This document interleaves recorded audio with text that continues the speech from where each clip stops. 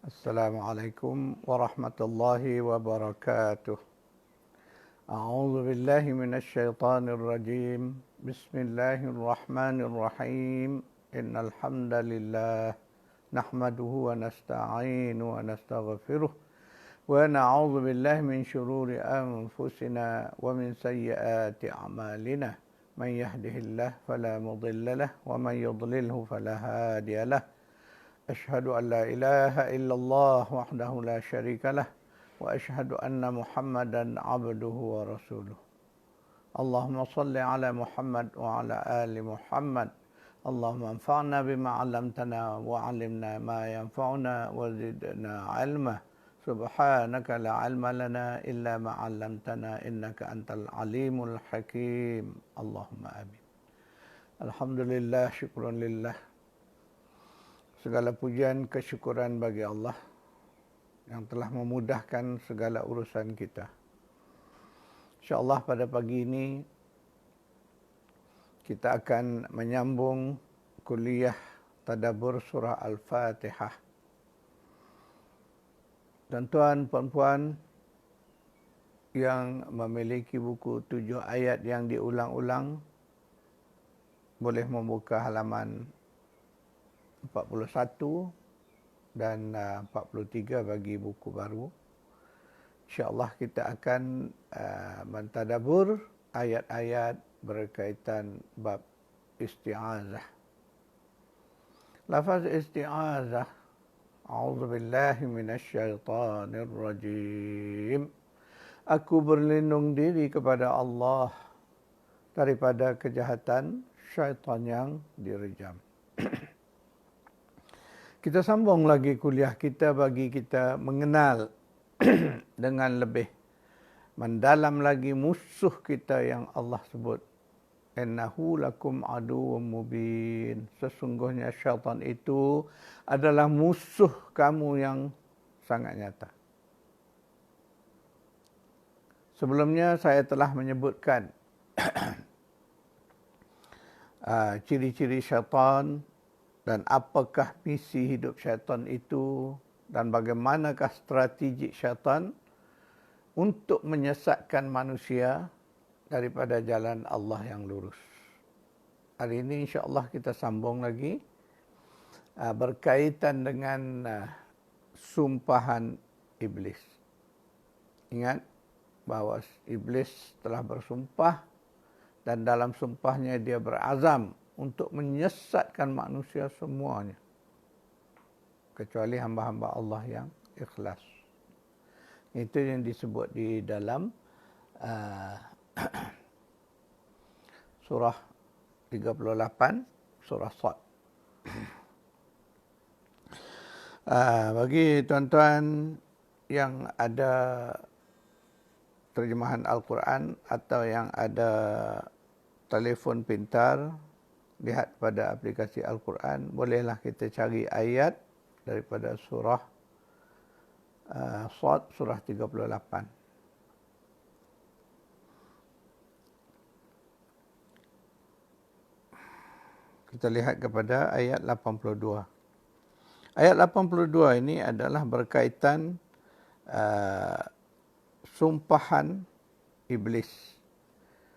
A'udzubillahi minasyaitanir rajim. Qala fa bi'izzatika la'ughwiyannahum ajma'in. Itulah lafaz sumpahan iblis. Katanya, demi kekuasaan engkau, aku akan menyesatkan mereka semuanya. Maknanya, itulah sumpahan iblis. Kemudian, dalam ayat berikutnya, ayat 83 disebut, illa ibadaka minhumul mukhlasin. Kecuali hamba-hambamu yang mukhlis di antara mereka. Hamba-hamba Allah yang ikhlas, yang itu dikecualikan.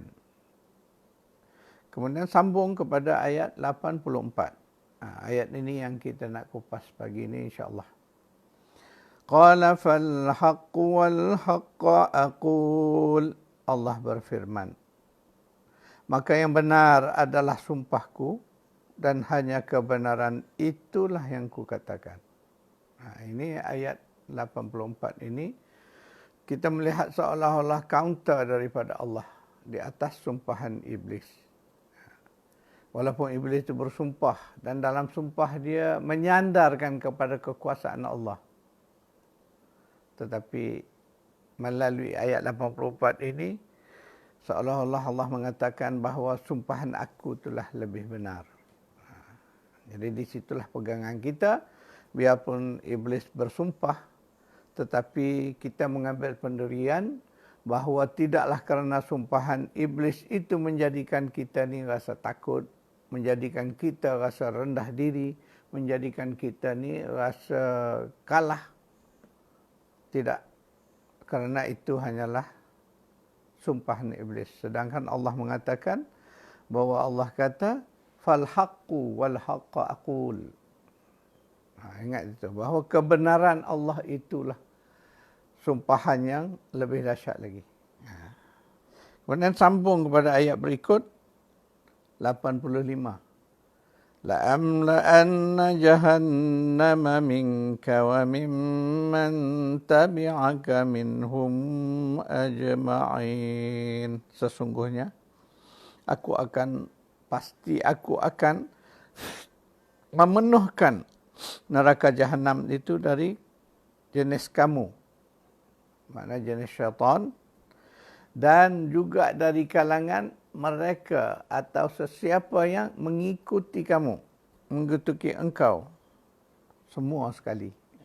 Kita faham. Itulah sumpahan yang lagi dahsyat. Itu sumpahan kebenaran daripada Allah. Allah kata, tak apa. Sekarang ni aku akan pastikan semua kamu yang sesat itu, syaitan ini, dan juga mereka yang mengikuti engkau dari kalangan manusia, semuanya akan berada di dalam neraka jahanam. Sumpahan ini lagi dahsyat. Jadi sebab itu, kita orang-orang yang beriman, ayat ini akan mengingatkan kita. Sebab Allah mengingatkan, jangan sekali-kali kita menjadi golongan yang mengikut syaitan. Ingat tak? Ya, jangan sekali-kali kita menjadi golongan yang mengikut syaitan. Sebab di dalam surah Yasin yang kita baca beberapa hari lalu, surah 36 ayat 60, Allah mengingatkan, Ya bani Adam la ta'budus syaitan. Wahai bani Adam, anak-anak cucu Adam, jangan sekali-kali kamu menyembah syaitan. Dan dalam ayat lain Allah mengingat jangan mengikut langkah syaitan. Itu banyak kali diulang dalam ayat-ayat Al-Quran. Bahawa inilah peringatan Allah. Dan inilah sumpahan kerana kita takut kita dengan mengikut syaitan, dengan menyembah syaitan akan menjadikan kita termasuk di dalam sumpahan ayat 80. Benar-benar pasti kami akan penuhkan jahanam itu, neraka jahanam itu, dengan golongan engkau, maknanya iblis dan syaitan-syaitan, dan juga mereka yang mengikuti engkau. Itu yang kita takut tadi. Kalau kita mengikut langkah syaitan, menyembah syaitan, maka pastilah janji yang pasti dari Allah. Itu yang dikata hak, kebenaran daripada Allah itu, bahawa tempat kita di akhirat nanti adalah neraka jahanam. Na'udzubillah min zalik.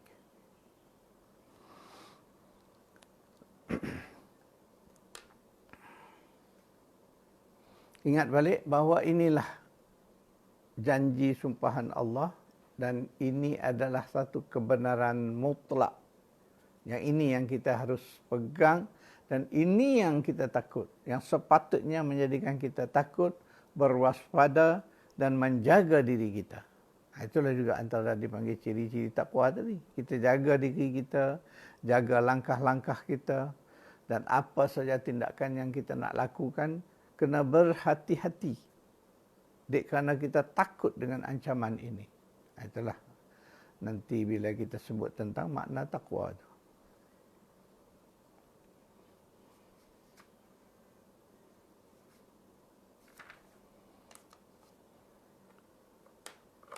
Sekarang kita lihat pula. Al-Quran menceritakan tentang dua golongan. dari kalangan kita lah, dari kalangan anak cucu Adam ni ada dua golongan. Satu golongan yang kita panggil golongan yang tidak dapat dipengaruhi, tidak dapat ditipu daya oleh syaitan. Kita kena melihat ayat-ayat ni supaya kita tahu siapakah mereka ini. Apakah ciri-ciri orang yang terselamat daripada gangguan dan tipu daya syaitan. Al-Quran menjelaskan. Jadi mari kita lihat surah 16, surah An-Nahlu.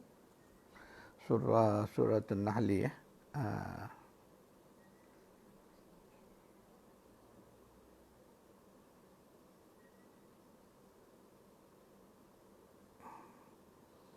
Surah An-Nahli ayat 99.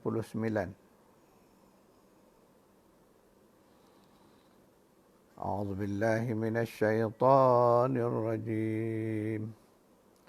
Innahu laysa lahu sultanun 'alal ladzina amanu wa 'ala rabbihim yatawakkalun. Sesungguhnya syaitan itu laisa lahu sultan, dia tidak mempunyai kekuasaan, alal ladzina amanu, ke atas golongan yang beriman, dan juga ke atas orang-orang yang sentiasa bertawakal ke atas kepada Tuhan mereka. Dia ayat 99 daripada surah An-Nahl ya.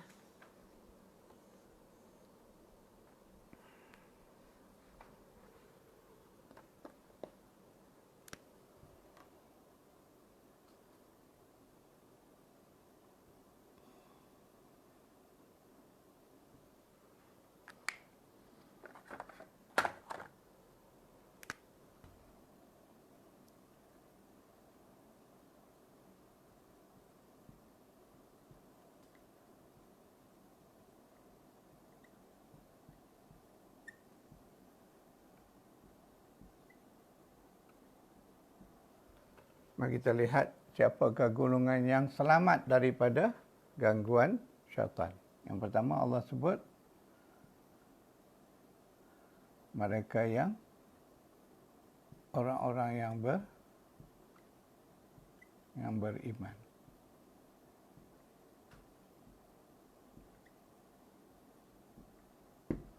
Yang kedua, orang-orang yang bertawakal kepada Allah.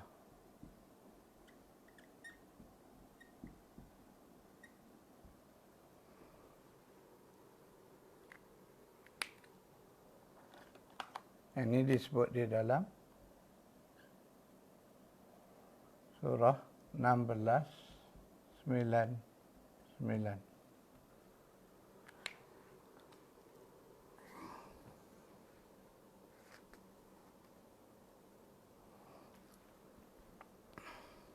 Ayat yang kita baca tadi dari surah An-Nahli 99, Allah menyebut bahawa sesungguhnya syaitan itu tidak ada kuasa. Mana dia tak mampu untuk memperdaya, menipu daya. Siapa golongan ini yang selamat? Yang pertama, orang-orang yang beriman. Ingat bahawa sepatutnya kita orang beriman ni susah sedikit ditipu daya oleh iblis dan syaitan. Kenapa? Kerana orang-orang yang beriman ini mereka tahu. Kerana mereka mendapat fakta, mendapat maklumat daripada Allah kepada kalangan kita hari ini daripada Al-Quran. Allah sudah menceritakan siapa itu iblis, siapa itu syaitan. Apakah misi hidup mereka, apa strategi mereka untuk menyesatkan umat manusia. Kita sudah tahu. Bermaknanya risiko untuk disesatkan oleh syaitan itu sangatlah rendah. Jadi mengapa? Sebab itu Allah sebut kecuali golongan yang dianggap, yang disebut oleh Allah golongan yang selamat tadi. Pertama, cirinya ingat, orang-orang yang beriman.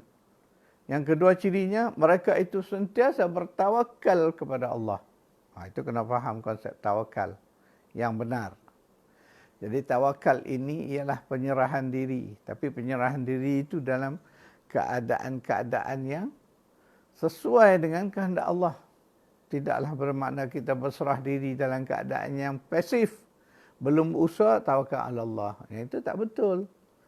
Tawakal ala Allah ini adalah suatu penyerahan diri setelah kita melakukan usaha. Setelah kita bekerja keras.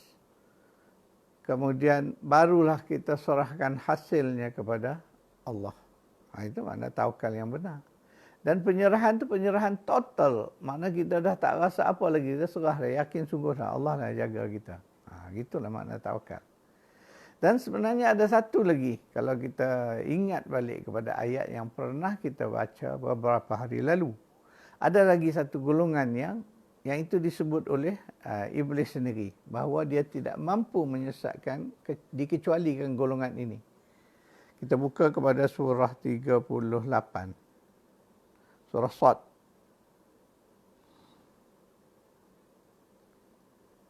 Ayat 83. Jadi ingat ayat tu. Jadi sebelum itu disebut dalam ayat 82. Itulah sumpahan Iblis. Dia mengatakan bahawa dengan kekuasaan Engkau ya Allah, aku akan menyesatkan mereka semuanya. Maknanya menyesatkan manusia semuanya. Ayat 83 tu kena lihat. Yang itu dikecualikan. Illa kecuali ibadaka minhumul mukhlasin. Kecuali hamba-hamba Engkau yang ikhlas. Mana kita ada satu lagi golongan yang selamat. Kita lihat ya. Golongan ketiga iaitu orang-orang yang ikhlas.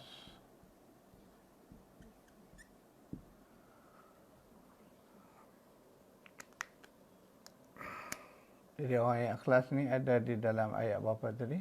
Ayat 38, 83. Saya tulis lagi di catatan nota nanti. 83. Jadi untuk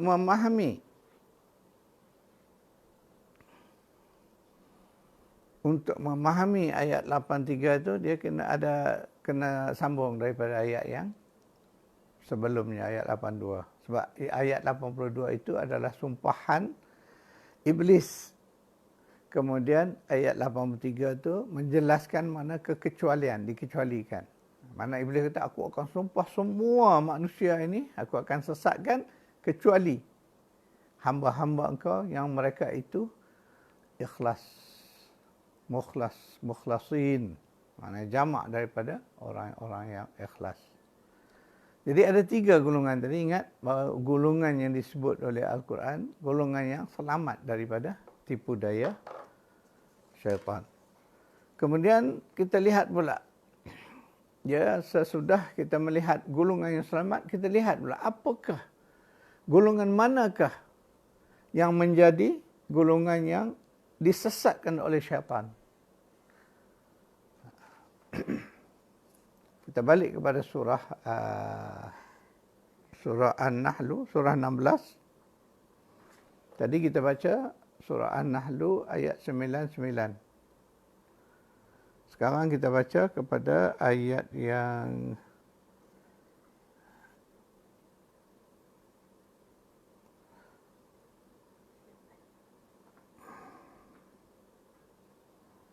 kita lihat ayat sesudahnya.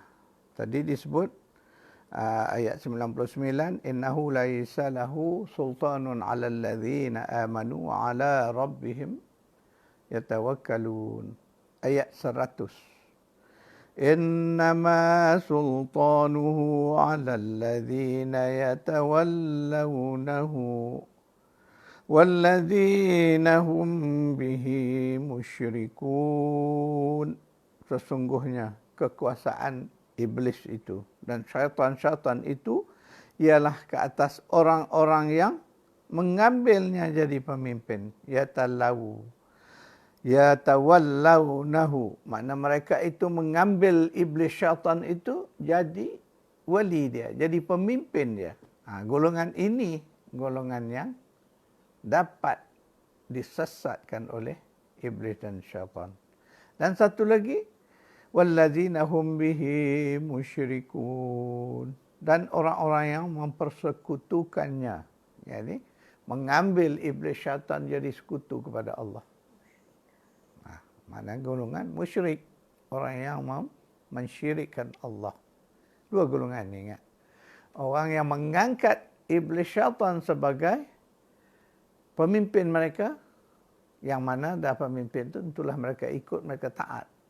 Dan yang keduanya adalah golongan musyrikin, orang yang mensyirikkan Allah dengan syaitan-syaitan tadi.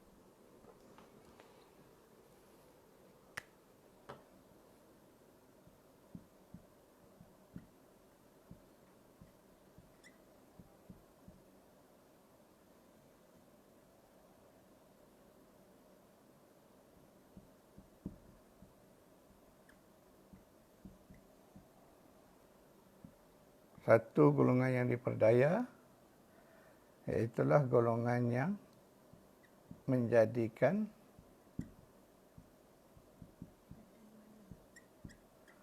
syaitan sebagai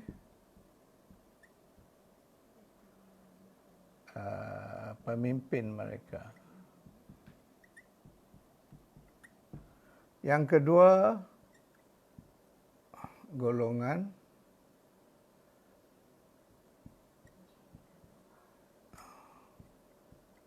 yang mensyirikkan.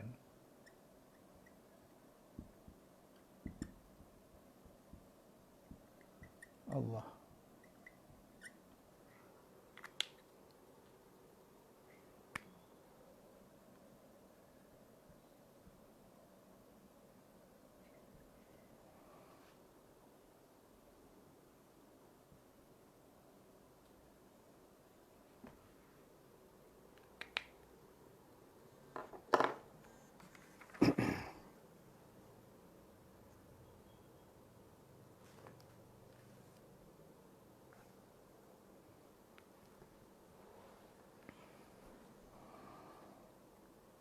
Saya telah mencatat di papan putih, itu nota penting pengajian kita pagi ini. Kita melihat dua golongan. Satu golongan yang tidak mampu ditipu daya oleh iblis dan syaitan, iaitulah tiga kelompok tadi. Pertama, orang-orang yang beriman. Yang kedua, orang-orang yang bertawakal kepada Allah. Dan yang ketiganya, golongan yang ikhlas di dalam amalan mereka. Ya, yang golongan ikhlas. Nak faham ikhlas tadi, Allah bagi satu surah. Namanya Suratul Ikhlas. Surah 112. Itu maksud ikhlas tadi. Mana dikaitkan keikhlasan ini dengan tauhid. Kemudian kita lihat golongan yang kedua, iaitu golongan yang mudah diperdaya oleh iblis syaitan. Dan inilah golongan yang mengikut mereka. Yang pertama, golongan yang menjadikan iblis syaitan itu sebagai wali mereka. Mereka berwalak diri kepada iblis syaitan. Iblis syaitan ini sebagai pemimpin yang mereka ikut dan mereka taat. Ini satu golongannya. Yang kedua, golongan yang mensyirikkan Allah. Biasanya orang-orang yang mensyirikkan Allah, mereka mengambil syaitan sebagai jadikan sekutu kepada Allah. Maka ini mereka golongan yang dapat dikuasai oleh syaitan.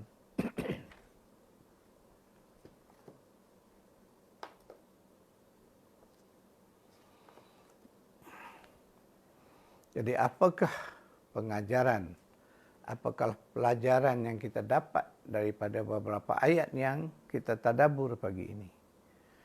Itulah satu peringatan kepada kita, orang-orang yang beriman, kita yang membaca Al-Quran ini, kita yang mengharapkan hudan, petunjuk daripada Al-Quran ini, kita dah dapat petunjuk Allah.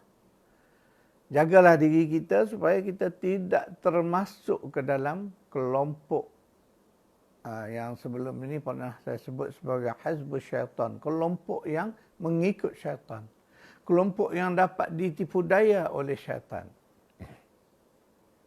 Dia ada dua, bertahaplah Bermakna golongan yang benar-benar menjadi hizbus syaitan ni, Masya Allah, lagilah jelas bahawa mereka ini memang hidup mereka sesat.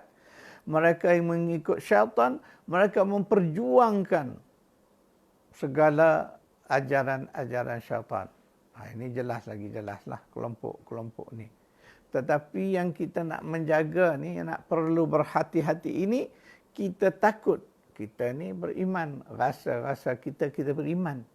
Tapi dalam kehidupan hari-hari kita mungkin tidak sedar. Mungkin kita tidak menyadari bahawa kita terpedaya oleh syaitan. Dia suruh buat ni. Sedikit sebanyak kita ikut langkah dia. Yang ini yang kita kena berhati-hati. Jadi kita orang beriman ni terdedah kepada tipu daya iblis syaitan. Satu isu kehidupan yang saya nak kongsikan di pagi ini. Biasa kita dengar kan, pengalaman hysterical. Mana pengalaman orang yang kena rasuk, kita panggil. Orang yang kena gangguan oleh jin-jin jahat ini. Ada orang bertanya, kenapa Ustaz? Yang ramai yang kena ganggu ni, yang kena hysteria ini, anak-anak kita orang Islam. Anak-anak kita orang yang beriman. Anak-anak orang kafir tak diganggu pun, tak kena pun histeria. Jadi bagaimana nak menjawab soalan ini? Dan ini jadi kebanyakan yang kena histeria, yang diganggu adalah pelajar-pelajar kita, anak-anak kita. Jadi kita melihat satu segi. Balik kepada apa yang kita dah belajar sehari dua ni. Syaitan tadi, orang-orang kafir ni dah tak ada masalah kepada iblis syaitan. Kerana mereka ini adalah golongan dia. Dah menjadi hizbuh. Menjadi ahli kepada kumpulan dia. Ahli parti dia dah. Dia tak kisah. Tapi isunya kenapa dia attack orang-orang yang beriman? Kerana kita ni musuh pada dia. Dan kita menganggap dia musuh kita. Maka berlakulah apa yang berlaku hari ini. Ini dari segi kita mikir logik akal. Sesuai dengan apa yang disajikan fakta-fakta daripada Al-Quran. Maka tidak heran bahawa syaitan akan menumpukan serangan-serangan mereka itu kepada kita orang yang beriman. Ingat tu? Kita yang akan menjadi sasaran syaitan. Sedangkan orang kafir tak perlu lagi dia nak bekerja keras kerana mereka sudah sesat. Mereka sudah menjadi pengikut-pengikut setia kepada iblis syaitan. Ingat tadi, orang yang mensyirikkan Allah itu dah masuk dah ke dalam golongan syaitan. Tak ada isu lagi. Maka sebab itu kita kena beringat. Sebab itu kita selalu diingatkan oleh Al-Quran. Innahu lakum aduwwum mubin. Sesungguhnya syaitan itu musuh kamu yang jelas nyata. Sebab itu kita kena ambil syaitan sebagai musuh kita. Jangan biar. Jangan bagi dia peluang, kesempatan untuk attack kita. Kena ingat balik itu ayat yang Allah sebut bahawa syaitan akan mendatangi dari muka, dari belakang, dari kanan, dari kiri. Segenap penjuru kita ni diserbu untuk menggelincirkan kita daripada jalan Allah yang lurus. Ini ingat. Allah mengingatkan kita bahawa syaitan nak menggelincirkan kita dari jalan yang lurus. Sedangkan jalan lurus itulah jalan yang kita minta hari-hari kita berdoa kepada Allah. Ihdinas siratal mustaqim. Ya Allah, tunjuki kami jalan lurus. Dalam solat 17 kali minima sehari semalam kita melafazkan doa itu. Minta jalan yang lurus. Sedangkan syaitan, iblis dan syaitan-syaitan ini berazam menyesatkan kita dari jalan yang kita minta ni. Mari kita lihat dari pendekatan ni. Satu dipanggil, ada kesan emosi pada diri kita. Sebab kita benar-benar terasa, rasa betul-betul Jangan main-main. Syaitan ini nak menyesatkan kita daripada jalan yang lurus. Kita kalau dah tergelincir dari jalan yang lurus, habislah kita. Bagaimana kita nak sampai kepada Allah? Sedangkan jalan lurus itulah satu-satu jalan yang selamat yang akan menyampaikan kita kepada Allah, kepada redha Allah. Ya, di situ kita kena melihat kehadiran iblis dan syaitan-syaitan yang ada bersama kita di dalam kehidupan kita di bumi ini adalah dengan tujuan yang jelas. Misi hidup iblis dan syaitan, ingat, misi mereka adalah untuk menyesatkan manusia. Sedangkan kita, manusia baik, jin baik, Allah mengingatkan untuk beribadah kepada Allah. A'udzubillahi minasyaitonirrajim. Wa ma khalaqtul jinna wal insa illa liya'budun. Tidaklah aku menciptakan jin dan manusia itu melainkan dengan tujuan supaya mereka mengabdi diri, beribadah kepadaku. Itu misi hidup kita yang diajar oleh Allah. Tapi sayang, kita ini masing-masing ada misi sendiri. Dan misi-misi itu kita tak pernah cek pun. Tujuan matlamat hidup ni kadang-kadang kita diajar dalam motivasi sebagainya. Setiap orang kena ada matlamat hidup. Matlamat hidup ini. Ada orang matlamat hidup dia ini. Ada orang yang matlamat hidup dia begini. Kita orang yang beriman ni tak susah dah. Sebab Allah dah tunjuk kita apa misi hidup kita. Apa matlamat hidup kita. Maka ikutlah yang itu. Sesuaikanlah kalau ada matlamat pribadi kita. Sesuaikan dengan matlamat besar itu. Sesuaikan dengan matlamat yang disebut di dalam ayat berapa? 51, 56. Itulah misi hidup. Alhamdulillah saya pun beberapa tahun dulu telah pun menyiap manuskrip tajuk dia. Misi 51, 56. Itulah misi matlamat hidup manusia. Malangnya buku tu belum lagi dapat dicetak. InsyaAllah. Kalau Allah rezekikan kita cetak. Manuskrip siap ready. Sebab apa? Bila kita hidup, pertama kita kena fikir apa tujuan hidup kita. Kan itu kadang-kadang persoalan-persoalan yang datang secara alamiah. Kita akan bertanya, hidup aku ni untuk apa? Aku ni nak ke mana? Kan itu persoalan-persoalan alamiah di mana setiap orang akan berjumpa dengan persoalan. Cuma isunya ada orang serius memandang kepada persoalan-persoalan tersebut. Ada orang yang tak kisah. Hidup seadanya mengikut apa yang terjadi. Ada kan golongan yang begitu. Jadi kita ini, sebab itu salah satu buku yang telah siap saya cetak, buku dia tajuknya Hidup Mengabdi, Hidup Berbakti. Ini ada kaitan juga dengan misi 5156 tadi. Tapi buku misi 5156 tadi dia menjadi satu buku dasar dia. Yang ini buku tentang perincian. Maknanya di dalam ayat 5156 itu rupanya Allah nak mencerita bahawa hidup kita ini merangkumi dua aktiviti. Hidup mengabdi itu itulah sesuai dengan apa yang disebut dalam ayat 5156. Tetapi di dalam bahagian daripada pengabdian kita, pengabdian diri kita beribadah kepada Allah tu, rupa-rupanya ada ciri-ciri kebaktian yang kita kena lakukan. Apakah kebaktian dalam hidup kita? Sebab itu, kena ingat, dasar amalan kita, ibadah kita, Allah sebut salat. Yang itu untuk Allah. Khusus untuk Allah. Yang kedua, Allah sebut infak.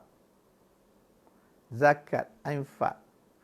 Infak itu adalah bahagian daripada kebaktian tadi. Sebab kebaktian ni biasanya merujuk kepada aktiviti kita kepada sesama manusia. Ketika mana kita menolong orang, membantu jiran kita, membantu saudara-saudara kita. Dengan apa sajalah. Dengan harta, dengan jiwa raga dia. Dengan ilmu dia. Mana itu termasuk dalam pengertian berbakti. Menolong sesama manusia tetapi kerana Allah. Itulah rangkuman daripada konsep bahawa hidup kita ni untuk beribadah, mengabdi diri kepada Allah, satu lagi untuk berbakti sesama manusia. Kedua-duanya tuntutan Allah. Ingat tak? Inilah buku hasilnya. Tuan-tuan dan puan yang belum dapat ni, nak fahamkan konsep ni, boleh pesan buku ni daripada kami.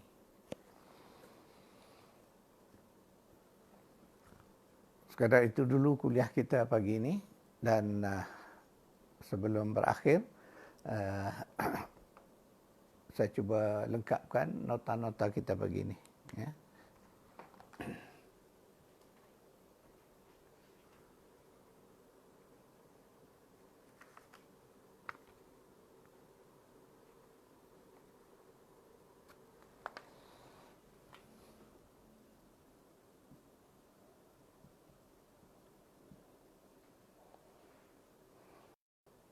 Kita hari ini berbincang dalam 4 ayat mengikut nota yang ada di papan putih.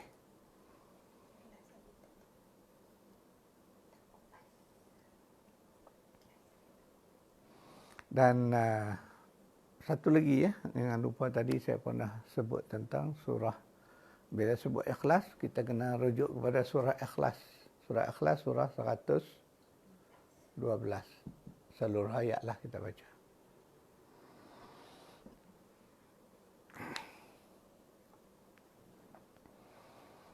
Secara umumnya, pagi ini insya-Allah kita telah pun berbincang tentang 2 golongan. Satu golongan yang tidak dapat digoda, dipengaruhi oleh syaitan. Satu lagi adalah golongan syaitan itu sendiri. Mereka yang mudah dipengaruhi dan diperdaya oleh syaitan. Maka dengan adanya fakta-fakta ini, mudahlah untuk membantu kita mengenal pasti. Semak balik pada diri kita. Ini proses kita belajar mencari apa agenda bertindak kita. Apakah cara nak beramal dengan pengajaran kita pagi ini? Kita lihat, semak balik, cek diri kita. Kita ni masuk golongan mana? Mudah aja. Semak diri kita, cek. Aku ni termasuk golongan yang mana? Golongan yang di atas ke golongan yang di bawah? Berdasar ciri-ciri yang disebut di dalam ayat-ayat yang kita tadabbur pagi ini. Jadi aktiviti menyemak itu penting untuk kita mengetahui status diri kita. Dengan mengetahui itulah baru kita mudah untuk kita bertindak seterusnya. Jadi tuan-tuan, puan-puan, sekadar itu dulu kuliah kita pagi ini. InsyaAllah kita sambung lagi kuliah kita di pagi besok. A'udzubillahi minasyaitonirrajim. Bismillahirrahmanirrahim. Alhamdulillahirabbil alamin. Wassalatu wassalamu ala asyrafil anbiya'i wal mursalin wa ala alihi wa sahbihi أجمعين. اللهم ارحمنا بالقرآن واجعله لنا إماما ونورا وهدى ورحمة. اللهم ذكرنا منه ما نسينا وعلمنا منه ما جهلنا وارزقنا تلاوته آناء الليل وأطراف النهار واجعله لنا حجة يا رب العالمين. ربنا آتنا في الدنيا حسنة وفي الآخرة حسنة وقنا عذاب النار. صلى الله على محمد وعلى آله وصحبه أجمعين والحمد لله رب العالمين.